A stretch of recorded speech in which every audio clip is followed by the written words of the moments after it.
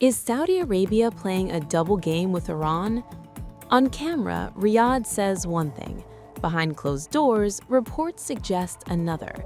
As Iran boils from inside and war drums beat louder in Washington, the question is no longer about Iran alone. It is about Saudi Arabia's real intentions. First, the trigger. In recent weeks, U.S. President Donald Trump has issued some of his sharpest warnings yet to Tehran. Threats of very strong action, hints that help is on the way for Iranian protesters.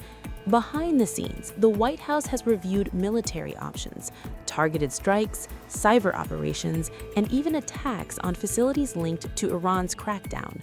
No final order has been given, but the military planning is real.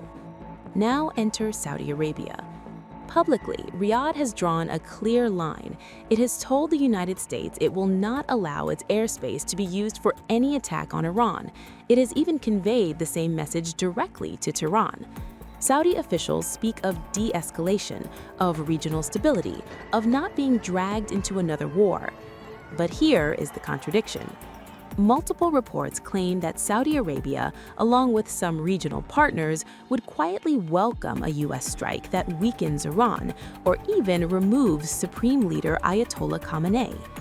On the surface, it looks like a double game: public neutrality, private hostility. To understand this, you have to go back.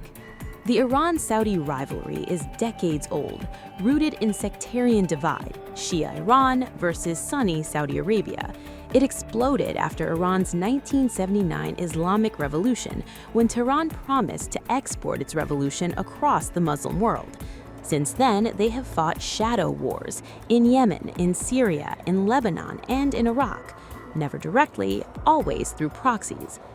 But today, the calculus has changed. A full U.S. attack on Iran now could set the entire Middle East on fire. Iran has vowed to strike U.S. bases, Israel, and Gulf states. The Strait of Hormuz, a fifth of the world's oil supply, could shut down. Oil prices could skyrocket, missiles could fly over Riyadh and Dubai, and proxy wars could turn into direct ones. And this is where China and Russia come in. China has already positioned itself as a power broker. It helped restore diplomatic ties between Iran and Saudi Arabia. Meanwhile, Russia sees Iran as a strategic partner in Syria, in energy, and against Western influence. A U.S. strike on Iran would push both Beijing and Moscow closer to Tehran, diplomatically, economically, and possibly militarily. So is Saudi Arabia playing a double game? The answer is not exactly. Saudi wants a weaker Iran, not a collapsed one. It wants Tehran contained, not a regional explosion it cannot control. What looks like duplicity is actually survival strategy.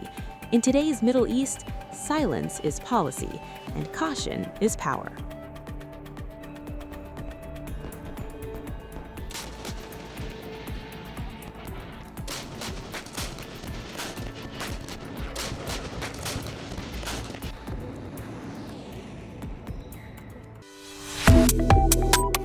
Subscribe to One India and never miss an update. Download the One India app now.